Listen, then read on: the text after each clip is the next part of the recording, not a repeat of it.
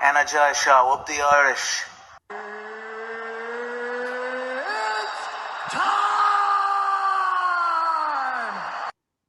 Okay, what's going on, guys? And welcome to a brand new episode of Energized, brought to you by Our Kings Competitions. Ross, are you intoxicated or something? Introduce the guest, man. Today we've got the undefeated 2-0. It's the Stallion. It's the one and only. It's FAI Academy Ireland's Tiarnan Loughran. Tiarnan, how are you doing? Everyone's favourite Loughran. Welcome, mate. Who else? Back Who again. else, man? Doing good, boys. Doing good. Fight week, my favourite time. When I see fight week, I'm happy. So doing good. Yeah, the biggest star in LFL, Ross. Yeah, by far. LFL are hanging on to Tiarnan Loughran like there's no tomorrow. They're like, this is our poster boy right here. Who's second? Right. Who is second? Andreas Binder. Andreas Binder. Yeah. Ah, well, yes.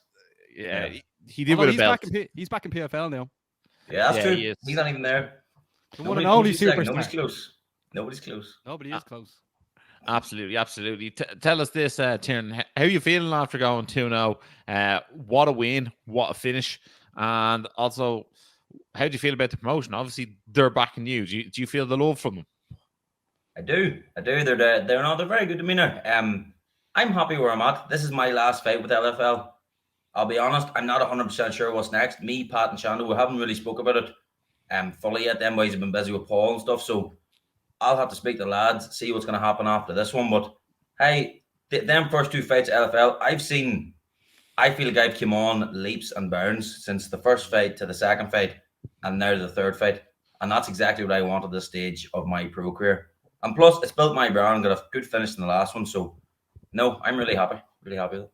And Tiarnan, with that, obviously the first finish was great. It was great to get the finish in the pro debut. And then the second finish was unbelievable. Landed a lovely head kick on the way there. How can you top that? 2 head kicks. I don't know. A nice elbow. Maybe a kick on the other side. Then I'll not know where it's coming from. I wouldn't rule it out. I don't know. I'm just win. I'm just going to win this Sunday. I was supposed to fight a different boy. I can't remember his name. Stephen Jamise. He pulled out. And now I've got Jan Derbiev, who is a much tougher test. Don't get me wrong. I need to be beating him. He's no world beater, but he's better than the guy I was supposed to fight, the original guy. So no, I'm going to be switched on this Sunday. It's a tough fight. Yeah, it absolutely is a tough fight. And look, you're early on in your career and you're taking the right progression steps, and that's what we like to see. I know you said it's your last fight with LFL, but if they come back to the table, is that something you're open to? Absolutely, I'd be open to anything like it. I want to hit that Cage Wars thing. I do. Although, you know what, it's LFL, like they had a guy there the other day. I think they have 2 guys now signed to the UFC. I think their heavyweight fella, Portuguese fella, fighting in Contender Series, win and gets signed. I can't remember his name. I fought in the same Pinto, card. I think his name is. Is it Pinto? You're right, Pinto.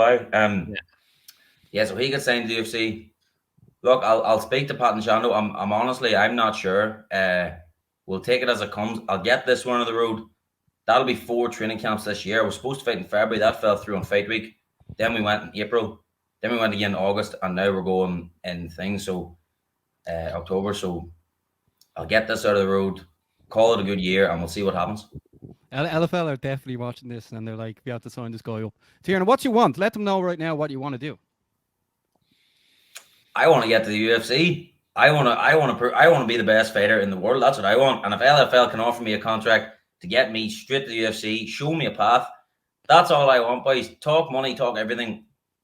They got that. That's good. That's important. Yes, but if you show me a clear path to the UFC, you might have me. You know what I mean? It'd be a huge loss for LFL to let you go. And there's also other FAI Academy Ireland lads that would be great on the promotion as well. Wouldn't it be, Ross? Yeah, absolutely. I saw James Hughes fought last time out. You did on the amateur scene. I wouldn't say it'd be a hell of a long time till we see James Hughes turning pro there. Other ones like Damien McGuigan, I'm sure, even though he's only a pup, he's only, 19, 20 or so. We'll probably see him turning pro as well soon. So, look, it's great to have a promotion like LFL with the Irish fighters on it. And like we said to you last time, Tiarnan, it's nice that, like, you know, there isn't that many yet. So therefore, when you are on the card, all the Irish eyes are on you. Definitely. You know what it was? They actually had a 66 kg amateur. They were looking at a replacement, and I sent about the whole gym. I was like, somebody take it, boys. What an experience. But most people are on cage conflict the next week. And then a couple other guys couldn't do it. So I'm going to be on my own. But hey, traveling alone, no better man for the job. Yeah, if there's any promotions watching and listening right now, looking to get Tiarnan, you have to make sure to tune in to Cage Conflict 14 and Clan Wars 50, both going down on Saturday, the 2nd of November. It's going to be absolutely stacked with Irish talent. Future stars as well. Absolutely. And with that, will Caleb be traveling over with you? To Amsterdam? Yeah. Yeah, he's coming. Keelan's coming on the Friday. He's going to meet me there. And then Pat is coming again on the Sunday. It's just Keelan's going to help me cut the weight. You know what it is? The fight's at 68 kilo. Don't get me wrong. It's still a weight cut. It's actually, I would generally say it's the perfect weight for me. 70, I don't think I'm a 155er. 145 is tight. There's no point lying. It gets tight towards the end. So that wee in between catch weight is perfect. So Keelan's going to give me a hand coming to cut the weight. And then Pat's going to meet us on the Sunday. The same as last time. Worked out well. Happy days. Well, look, it's a winning formula, so let's not change it. Let's not change it. It's not a bad corner team. It's not a bad corner team. Nah, it's all right. All right. Pat McAllister, and then some fella who does the UFC. Tell us this. Obviously, we saw you were over in Vegas with Kaelan for a while. How long were you there for, and whereabouts were you training? We were there for 10 days. We done most of the training in Extreme Couture. We went there on day one. We were looking at a few different gyms. We were obviously in the PA, which is high level guys there. But then we went to Extreme Couture and we done the first day, and fuck me, the mat was it was so high level. And then they were so good to us. Eric Nixick, the head coach, he was so good to us, the way like let us train and all. So we ended up just staying there most of the time. We went there about 4 or 5 days, and then we done a lot of training in the PA, training with guys like Yarbrandt and some of them, not alpha male guys, but some of them guys from about Vegas. It was class. And tell us this: who was the best buddy that you got to have a bit of rounds with? Bar Kaelan, of course. You said something else. There was a few guys. Patchy Mix, although Keelan and Patchy were doing loads of rounds together because two high level bantam. I suppose Patchy seen a UFC guy come in. He's like, I'm gonna get a week with him. Patchy was high level. I sparred Julian Orosa, UFC featherweight. That was a great experience. The highest level, I'm not sure. There was so many names. Like there was guys you don't even know that they would spar me, and I'd be like, fuck, he was good. Like, what are you? Like, 4-0, it was a D1 All American wrestler. Like, fuck me, he was good. So like, sometimes the guys you don't know in those big gyms. And I suppose with that as well, it's good to test yourself against new bodies, new looks, new skill sets at all times. It really does bring yourself on as a fighter. 100%. Like, this is a good example. Like, we done 5-5s in Extreme, and the boy goes, just one more. But I swear to God, I pushed myself. I'm going to prove myself in this gym today. Done 5-5s. Fucking, who's not going to be tired? High pace 5-5s, you're going to be fucking tired. And the boy goes, all right, one more if you want. He said, one more if you want. And I goes, all right, I'll do one more. I'm not going to come here and sit out. So I done one more round. And there was this Brazilian guy sitting in the corner with a headgear on. He was sitting in the corner. And I was like, I'll go with him. I don't know, it may not be that good. Didn't even think that. I was like, I'll go with him. It'll do all right. Ended up going with this guy. Turned out to be we had a fucking scrap, like an absolute war in front of Strickland, the whole gym. It was absolutely lethal. So there you go, another guy you don't know, like. And then Strickland came and he started, like, he actually got his respect, but he started like coaching me in the cage and stuff. It was lethal. Do you like Strickland? He's all right. He was all right, like small doses. You know what it is? He's a big guy. Hey, when he took me into that cage, I wasn't sure what was going to happen. I was like, this guy he's nuts. He could just come in. He would kick the absolute fuck out of me. Like, he is literally massive. But no, he was good. He was good to us. Like, he was good to us. Tiarnan, I have to ask you here, right? We put a question out there during the week to see who would people like to see Kalen fight next. The choices were Cameron Simon, Kyung Ho Kang, Ramon Tavares, and Fernie Garcia. Who would you most like to see Kalen fight next out of them four? I would like what do you call him? The South African Cameron Simon. I'd like Cameron Simon. That'd be a good one. It's high profile, but then like maybe Keelan just needs a wee fight behind the. I don't know. Yeah, Cameron Simon be a good one. He's done the camp for Tavares. Yeah, I'd like to see the Tavares fight because I feel like he's been screwed over twice with last minute opponent changes. He's been screwed over. Tavares and he won't use that as an excuse, but like it's totally different ball game. And I think Tavares, he talked the talk, but then didn't walk the walk. So I want to see that fight. 45% of people voted Ramon Tavares. There we go. I'd watch it. Hey, whoever it is, it's a big fight for him, and I'm sure he'll be ready. So if it's Tavares, it's Tavares. He has to be beating him. So yeah, it would make sense. Speaking of high level fighters, what a win for Paul Hughes over the weekend, Tiarnan. Unbelievable. It wasn't a shock. It wasn't a shock to the gym. I was watching McKee, and I obviously know what Paul's like, and I just seen it coming. Like, don't get me wrong, I was working security the night of the fight, and then we all watched together when Paul knocked him down in the first round. Not that I was surprised, but fuck me, the place was bouncing. It was like one of those, like, I don't know, shock knockdowns, nearly. But now when I was watching McKee all week, I was thinking, I think Paul does him, and he did. The split decision was mental, I thought. Yeah, I had a 2-1 for Paul. I thought that was quite clear. I thought, like, obviously McKee was like saved by the bell in the first, which was insane to see. It's more, I think. Should the ref have been better there? No, I don't think so. I think McKee was intelligently defending himself. He sort of grabbed the single, held on for dear life, and like rode out the round. And Paul did Paul kind of hold back in the shots? I think Paul heard the clapper, maybe thought, I don't want to gas myself out hitting or land 10 shots here. And it's like a guy, AJ McKee, he's 23-1. Like, the referee's going to give him every chance. It would have took him to be out cold to put it away in that 10 seconds. So I think Paul done the right thing. Yeah, and he wasn't in a great range to continue to show shots because he was sort of body to body. You know what I mean? Like, how much torque was he going to get in them? You know what I mean? But and it seemed like Paul, every time McKee did get the body lock, Paul is normally throwing them shots, hitting you really, and he was doing that. But he was very switched on to the body lock. It's like, not that he was scared of getting taken down at all, but he probably knew that's McKee's only chance to win. Paul had him on the feet, so he was, even on those single leg positions, he was kind of just like, all right, control this position, make sure and then we'll get back up and do what he does. Tiarnan, would you say the biggest fight PFL and Bellator can make right now is Paul Hughes against Nurmagomedov? I would say so. Don't get me wrong, I don't know the middleweight PFL division that well, or the heavyweight, like there could be somebody there from Ngannou, but geez, there's been some talks this week about Paul and Usman or Magomedov. You know what it is? I think Paul beats him. I think it's a similar fight. Like, he probably is better than McKee, but like, would you have said that before the fight? Like, if him and AJ McKee got matched up, it was probably a 50-50 matchup. Yeah, I agree. Well, Paul was the underdog in the bookies. You know what I mean? Going into the fight. Did he not go favourite for a while? No. Well, the last I saw, he was 7-4, and then he came in a bit. But he stayed underdog.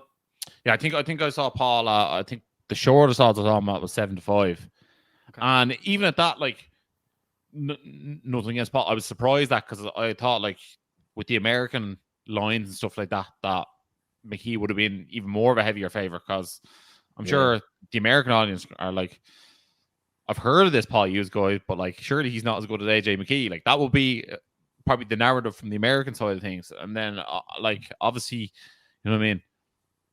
I suppose we've seen Paul go in there against the likes of Jordan Vucenic, and like the last one against Vucenic was absolutely sensational. We've seen him in there against Charrier. Like, he just proved that he is at that elite level. I suppose it's one of those ones where, you know, we don't get to see him in the gym and see him like constantly make those massive leaps the way you would, Tiarnan. And like, at the end of the day, like, I believe Paul Hughes could be any lightweight in the world after seeing that performance. Like that was just an absolute sensational performance. And like throw Paul Hughes in there against some of the top UFC guys, and like I mean, Paul Hughes has much chance of winning any of those fights to anyone. Like he looks so well rounded, and I think what made it even more impressive is I think there was moments in the Bobby King fight that like maybe he wasn't as on point as he would normally be, and that probably created a few more doubters, which made the AJ McKee win even better.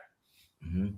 But they're also two different fights. Like Paul was going in and like sort of had to clean out Bobby King, and this one he was the underdog. So I think it probably suited him a bit more being the underdog because he has something to prove. Because he sort of rushed the Bobby King one and then got dropped.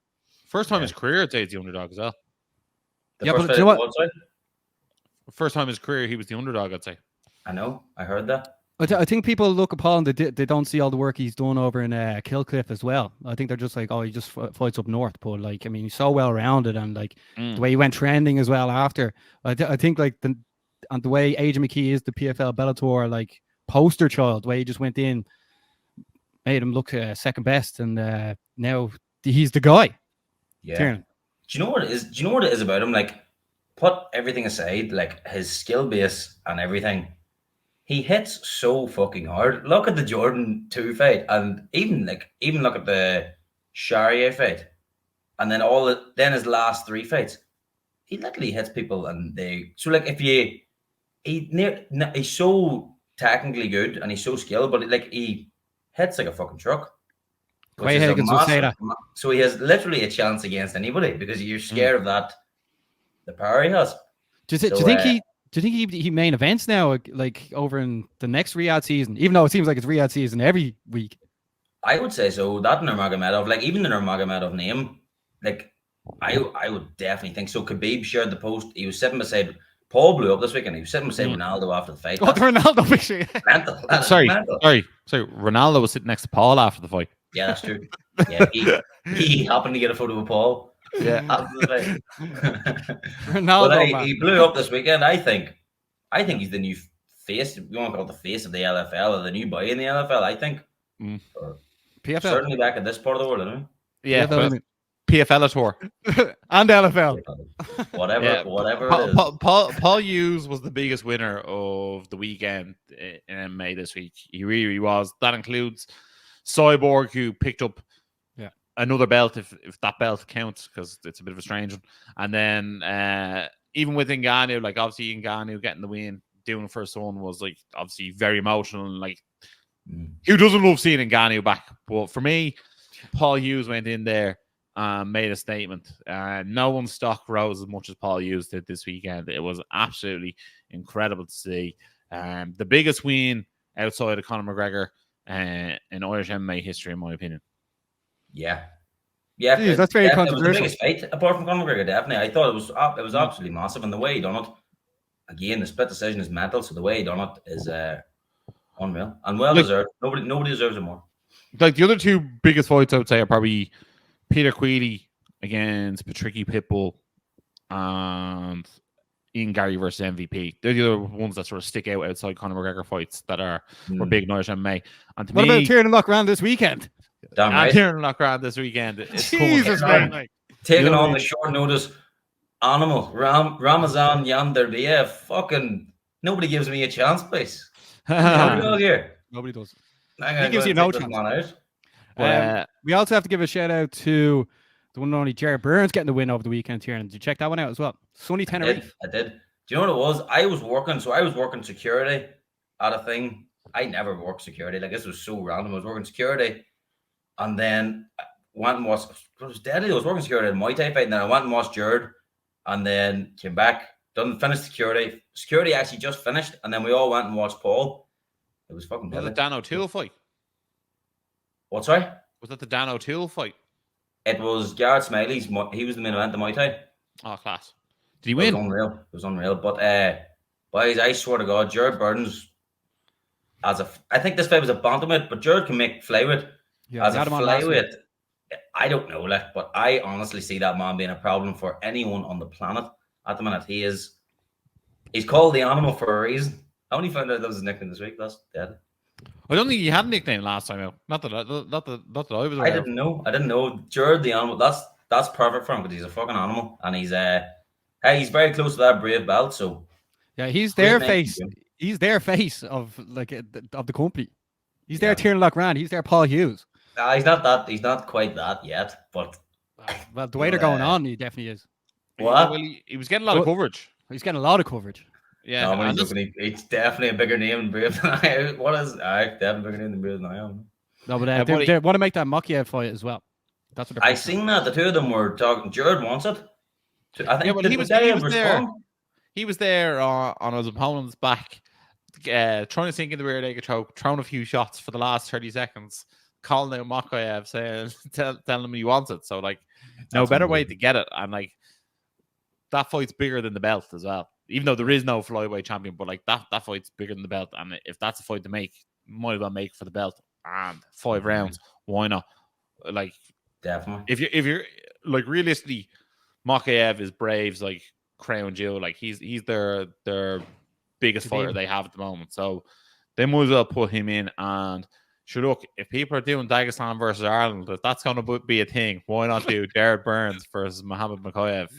Fucking right, hey, that'll be deadly. And sure, hey, if Jared beats Makiev, he's beat top 10. Makiev was top 10 in the UFC, maybe top 5. After that one, was he? Yeah. He would have been fighting for a title at this stage. Your man's jumping after a minute. Asakura. Yeah, the UFC for the first time, like, I think ever, have just like got. I think a fella from Ryzen is going to fight for the belt next. It's like bantamweight. I've seen that. That's so. I have no idea who that guy is. Very weird.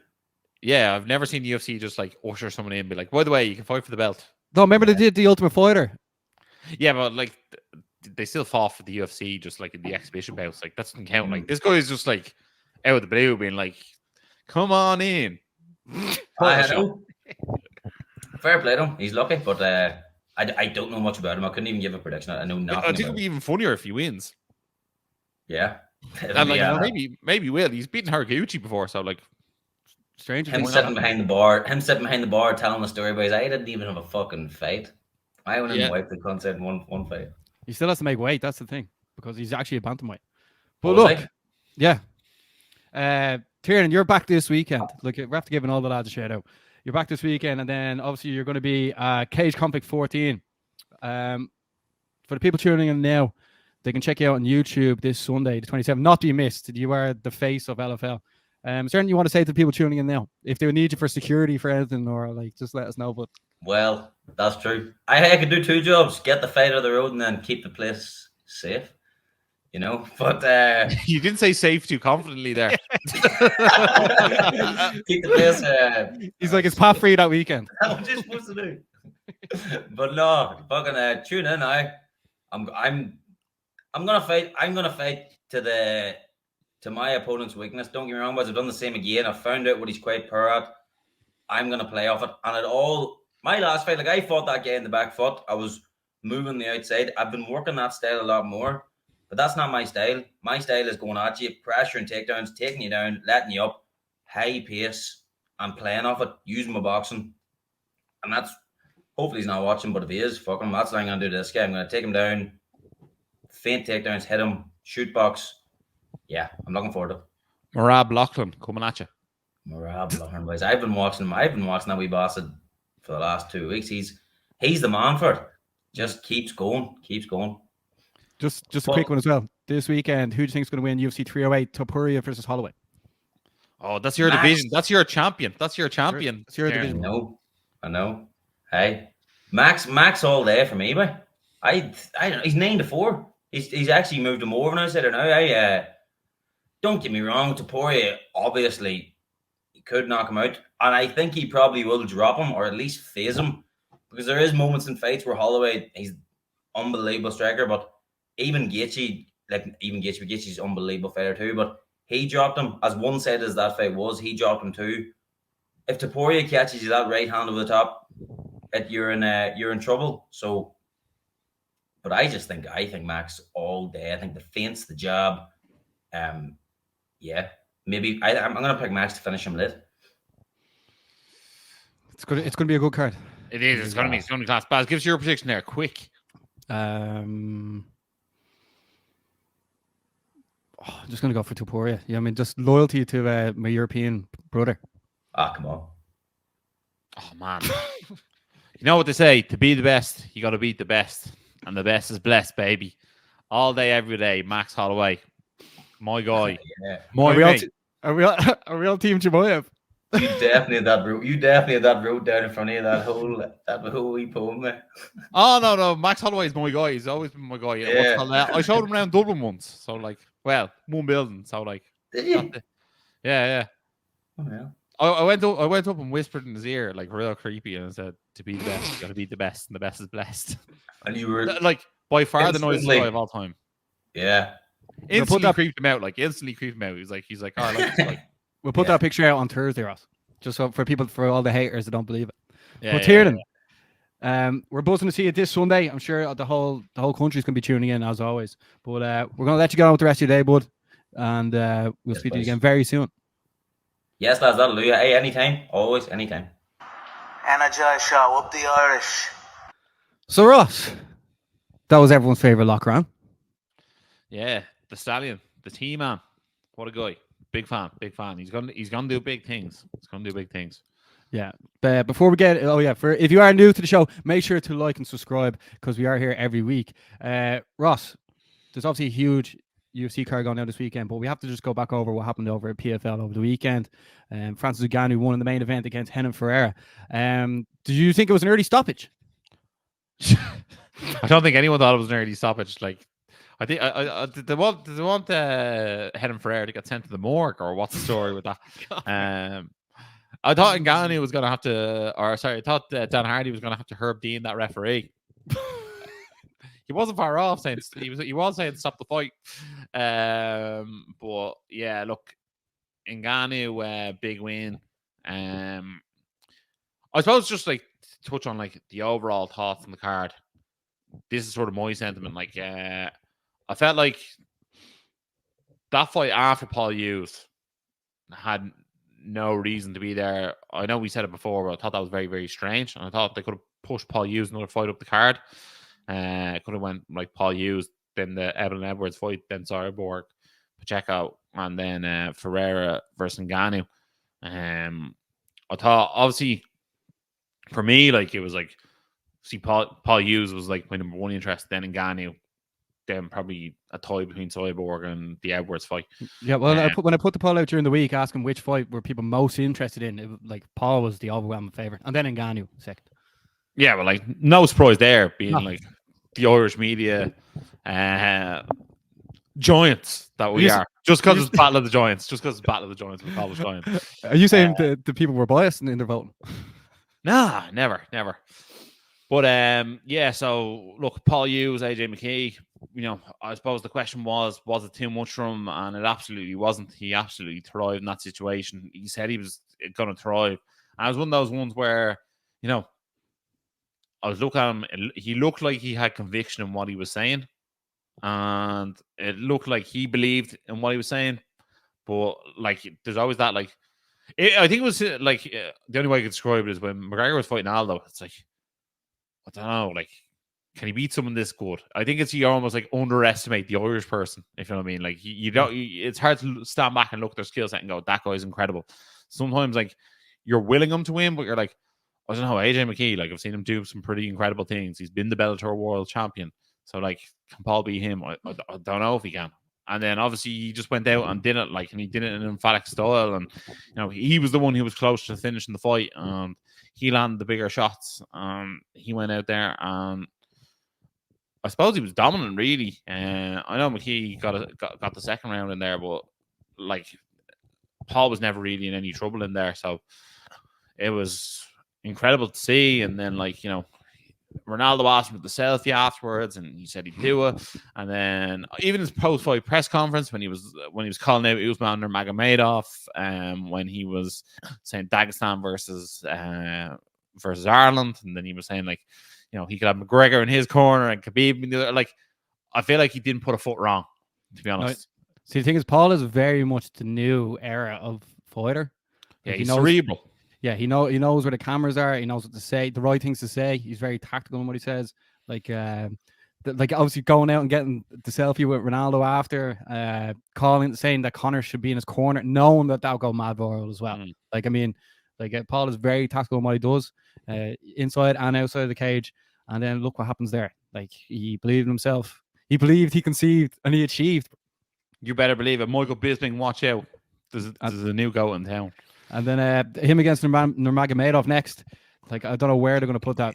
You know what the funny thing is? It's funny to think that we've watched Ian Gary's rise in the UFC. And obviously, like, if people have been watching us for a long time, you'll know that we had Paul Hughes and Ian Gary on at the same time. And yes, they are very good friends, but there was this friendly rivalry between the two of them, like who'd get where first. Who was better looking, they said as well. Yeah, who was better looking, who was going to get to the top first. Yeah. And it looked like Ian and Paul had almost like separated leagues in a way. As in, you know, I mean, Ian Gary was winning time after time again in the UFC.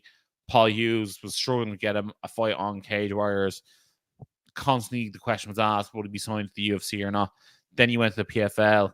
He was booked against Bobby King. And, you know, we probably had a discussion off air being like, oh, are they doing a slow build with Paul? He's calling for the big fights, but will they give them to him? You know what I mean? Yeah. They're after investing a lot of money into him. And then all of a sudden, Saudi Arabia, and he's fighting AJ McKee, one of the biggest stars Bellator and PFL have, one of the best fighters they have by a long way, like pound for pound, easily top 5 for the company. And then Paul Hughes goes in there and he wins, and he's fighting for a belt next. So it looks like there's a high chance Paul Hughes will become Bellator world champion before Ian Gary gets the fight for the UFC title. So it looks like Paul Hughes has come around the outside and overlapped what Ian Gary is doing. Not that either man would hold the other one any venom between the two of them. The two of them, I'm sure, are still very good friends. As you saw when the two of them and Connor were hanging out in the Black Forge together. But it's great to see the talent that came from Cage Warriors, almost like a golden generation in themselves between the two of them, are now going on and they are like, their trajectory is only towards world titles. Two of the best that the world has to offer, both coming from this lovely little island in Europe. The Fighting Irish are alive and well. Yeah, it's a world-class friendly rivalry. And, absolutely. Yeah. And look, they're never going to fight each other. They're not in the same weight class. Although I never thought they'd be so close in weight either. Well, there was actually no comparison with Paul's win compared to any of Ian's wins on how viral the sharing and the support was. Like, that was so noticeable. Absolutely. I think he was trending number 1 in Ireland at one stage, Paul Hughes. So on the old Twitter machine. So like, there we have it. Like, Paul Hughes, that was your night. You stole the show, and you deserve all the plaudits and all the credit you get. Yeah. As we were saying, we want to see Paul against Magomedov next. What do you do with Francis Ngannou? Yeah, this is a bit of a strange one because I was looking at the rest of the heavyweight division, Bellator and PFL, and I don't really see someone there for him per se. So I honestly don't know what they're going to do with Ngannou next. Do you think he could go back to boxing? I hope not, because like, seeing him in MMA, I felt it was that bit more exciting for those 2 or 3 minutes than it was the whole time he was boxing for me. I love watching him fight MMA, and I hope we do get to see him again, you know, in the PFL smart cage and see what he can do. I don't know what they're going to do to get an opponent for him.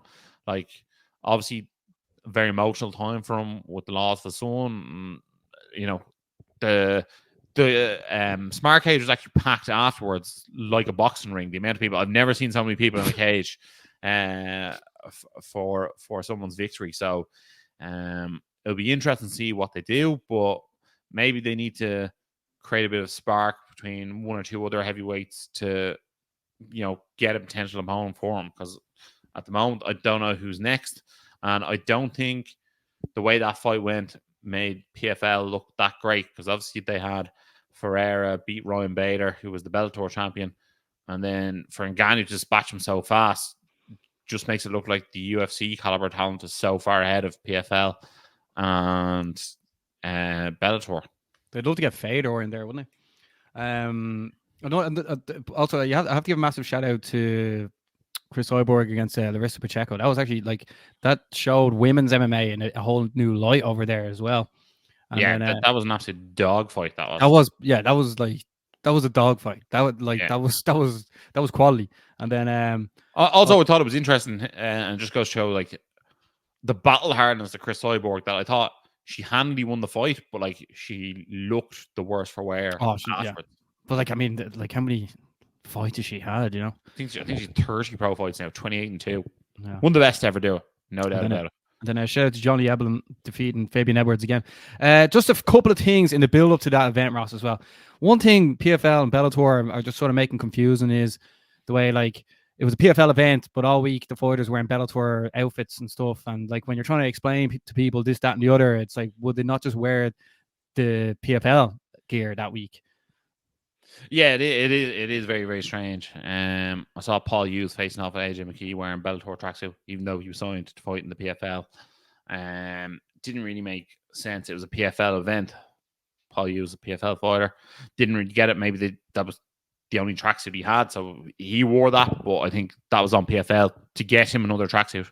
You know what I mean? Like that photo is going to be seen by an awful lot of people. Those videos, those interactions are going to be seen by a lot of people. So even the fight kit he had was a Bellator fight kit. So it's more like, did he fight in Bellator that one or PFL on that one? I don't really know.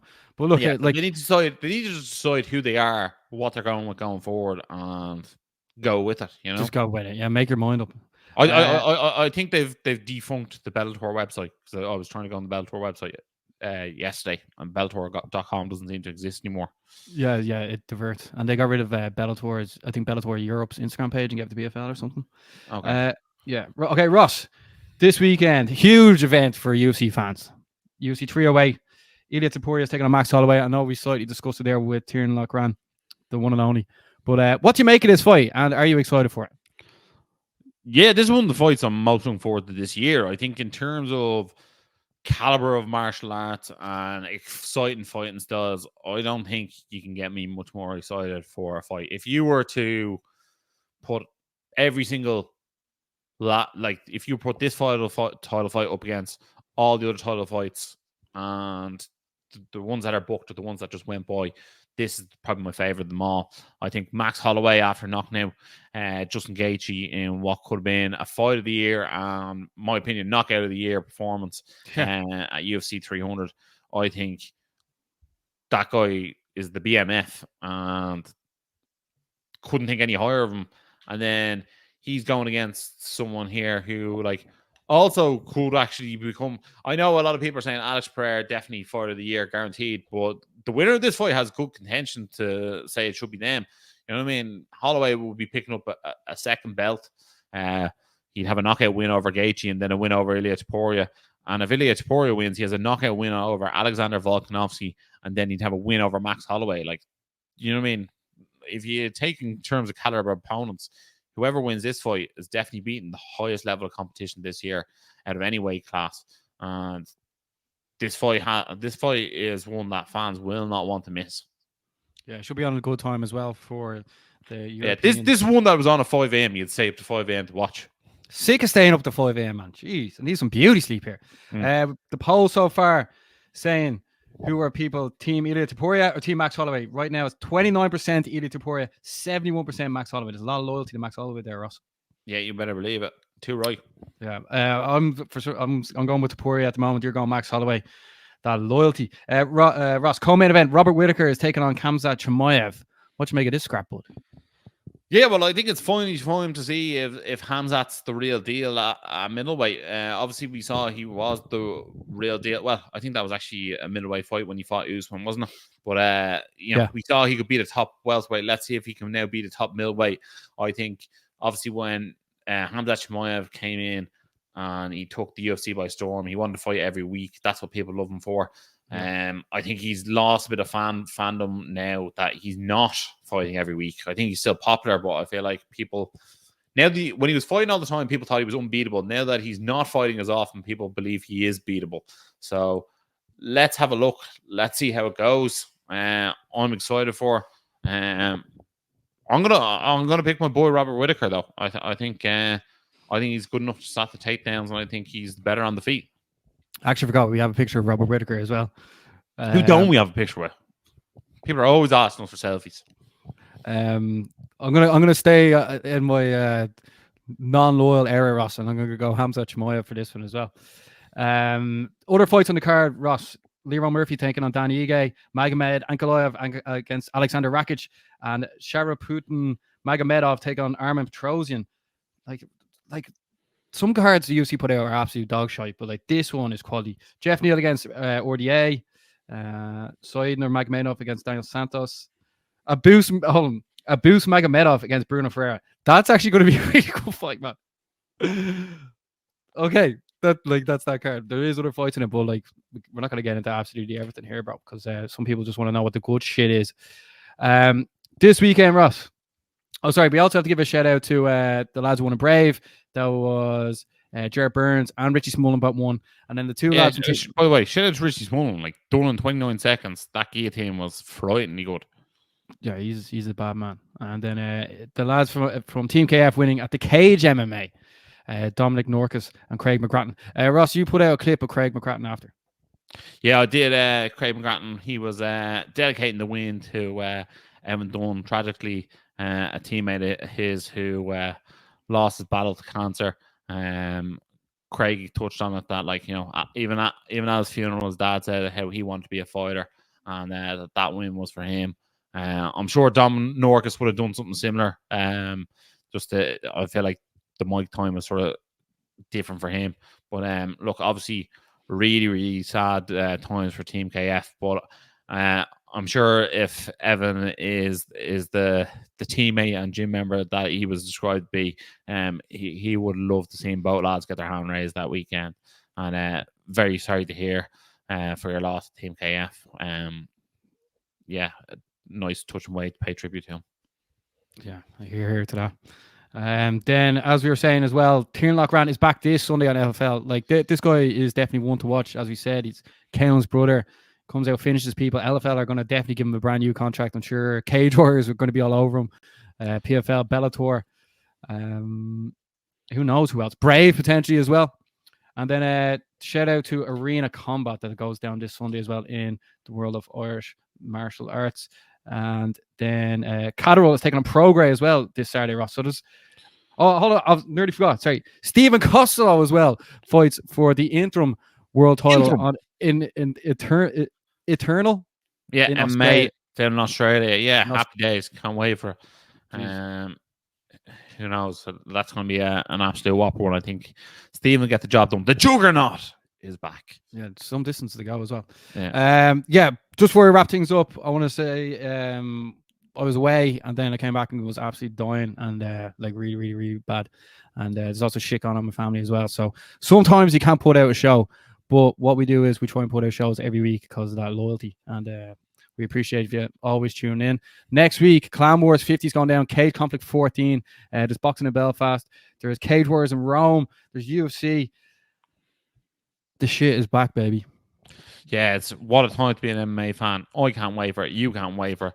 Let's go, baby. And as always, stay energized. Energized Show, up the Irish. Been sussing you guys a couple of times. I've seen a couple of clips. I think you've done some interviews with Dylan Moran and that I saw. So keep going. Keep up the good work, guys.